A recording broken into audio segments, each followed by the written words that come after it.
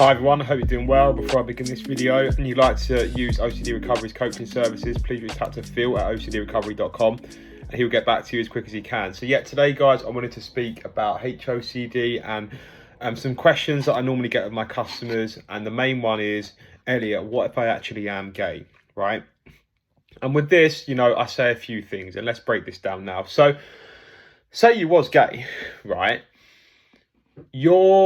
Your catastrophized thinking about that either way isn't going to help, right? Whether it's real or not, holding these rigid sort of fears around whether that's real or not, in the sense of fears of rejection, self-rejection, the actual fear of being gay, the disgust, religious fears, the fear of missing out on having a family.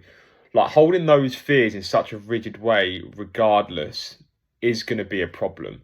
So that is the absolute goal, to become more rational about the worst case scenario, to move towards acceptance of those things, the embarrassment, the shame, because it's going to feel like you're a closeted homosexual. It's going to feel like you have some sort of resistance towards homosexual people, and that's how it's going to feel. But either way, you are going to need to try and bring down the catastrophized thinking about that either way, and that is going to make you feel not only less anxious, but it's going to make you feel more calm, more peaceful, and it's going to take off that internal pressure cooker off of yourself to figure that out, which, if it's OCD, can mean that it carries on thriving, right? So yeah, you got to tackle it from those core fears. The goal is never to feel like that particular way. The goal is to look at the core fears in a more rational standpoint, and that of course comes from the reading, that of course comes from the belief work, and that takes a long period of time, right? So that is one of the fundamentals, not necessarily trying to achieve that state, but coming at it from that angle. In addition, your life wouldn't actually look that much different even if you was gay, right? You'd still have the fundamentals, you'd still be able to eat, you'd still be able to exercise, you could still indulge in hobbies and interests, travel, etc., all of those different things. Yes, if you had a family or girlfriend and you found out, or you discovered that you was gay, your life would of course have to change a little bit. It'd have to change course a little bit. Maybe you'd have to break up, maybe you'd find another partner, maybe she'd find another partner, maybe you had less time with your kid. Maybe if you didn't have children, then you wouldn't be able to have a family, or you have to find another way to have a family because of being homosexual again. So you've got to be rational about that too. How could I adjust and how could I adapt to that if that was to happen? And yes, I know that wouldn't be ideal if we had to sort of take a new path in life, take a new direction, maybe not see the people that we've had a family with as much. But what other choice would you have? It's like if you broke your leg in a car accident, right? You have to sort of readjust and reshape your life around that if that did happen, because that's physically happened, right? And we always have to be looking to do that, regardless whether it's homosexuality, whether it's life, whatever.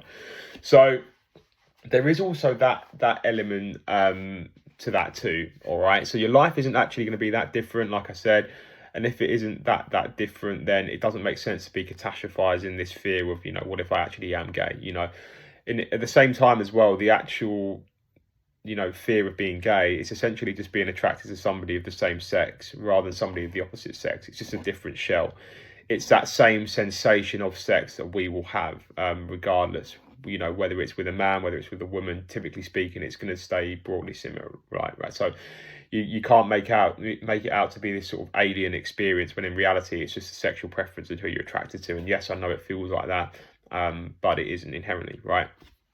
And the crossover with OCD, like HOCD and sexual orientation, is just going to feel so real that you can't see the wood from the trees, right? And you can have the groinal responses, even to the point that you may do when you're thinking about the sex that you want to think about. You might be having those groinal responses towards the same sex, and it's just going to feel so real, and you're not going to be able to sort of tell. So what I also say here is, look, sexuality is a very natural process, right? It's something that happens more than likely in the brain, that's out of our control. The example I like to give there, if sexuality was a choice, then no Muslim would be gay. But, their religion categorically says that they can't be homosexual. So it just, tends to show that it more than likely isn't a choice, and it's just a natural thing. And the more that we intervene in this natural process, right, you look at sleep as well. The more we try and sleep, the more we try and fall asleep, the less we actually sleep. And it's the same with HOCD or sexuality fears here. The more that we try and intervene in that natural process, fixing and solving, the waters are going to get very much muddied, and we're just going to be staying in that pressure cooker of uncertainty and urgency, which isn't naturally going to let feelings flow as it is, right? So there is all of that comes into the equation there. It's not trying to figure it out so urgently, because regardless, right, OCD or not, if you're putting yourself under so much stress to try and figure out this answer, then you're just going to be miserable. You're going to be anxious, you're going to be hyper aware of what other people think of you, and to an extent it will be uncomfortable, and I get that, and it's going to feel like you're living a lie, and it's going to feel like you're maybe forcing yourself upon a certain sex when you're dating them, and it's going to feel like that you're that you're faking it till you're making it in many ways, absolutely. But it's just the reality of it, right? With that confusion and uncertainty, the biggest asset there, OCD or not, is just to get comfortable with that and not rushing to find that final answer, which is what keeps us stuck, right? And again, so you could be with sexuality, it's such a fluid thing, right? There isn't like a black and white thing. People with HOCD, I know this might sound triggering, but they might actually fall on different ends of the sexuality spectrum.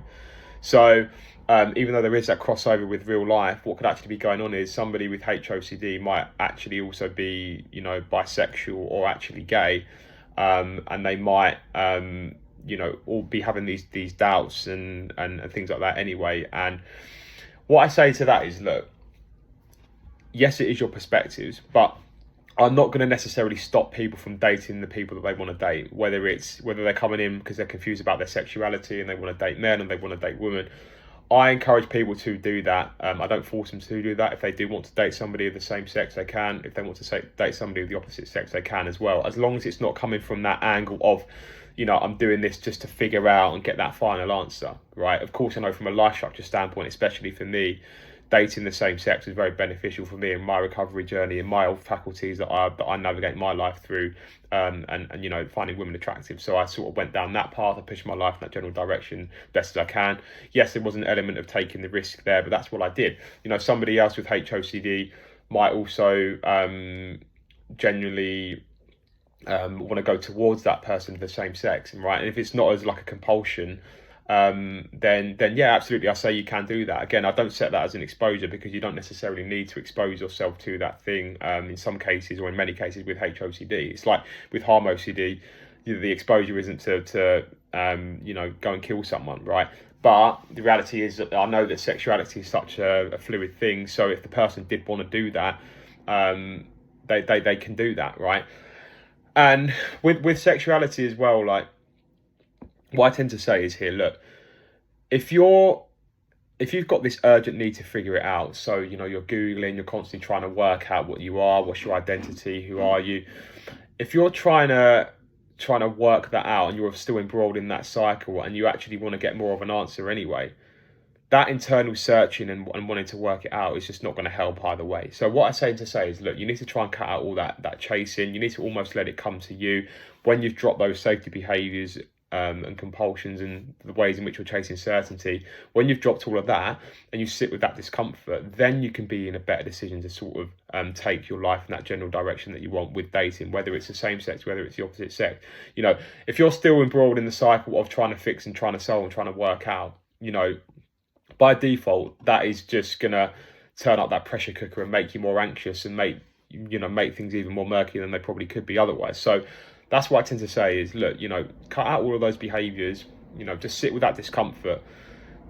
And then after that, in time, of course, I know it's a gradual process, and also working at the belief systems and the fears there, in time after that, then you're in a better position to sort of make a decision and take your life in that direction that you want. All right. So yeah, you got to think, like, even if you was gay, right, even if the worst case scenario happened, how can you adapt? How can you adjust to that? Would it really be the terrible thing that I'm making it out to be? And how could I still try and navigate the world through that lens if that was to be true? All right, and we think that this worst case scenario is fine, and we think that if this was true, we think it's the end of the world. You know, all those fears and insecurities it brings up. You know, what embarrassment, there might be shame. You know, self-hatred. What if other people think of me?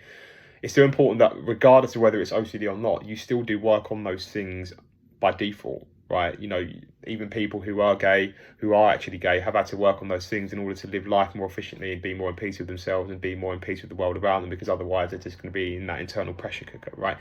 So yeah, whether you are gay, whether you're not gay, try not to figure it out per se. It's a very natural process that happens on its own, almost letting it come to us rather than us going out searching for it. And just making sure that you're, you know, being careful with those safety behaviours, you know, the Googling, like double checking, that urgent need to figure it out, letting things happen naturally, and letting things take their course in many ways, and letting nature take its course in many ways. All right, so yeah, I hope you enjoyed this video, guys, and I'll see you on the next one.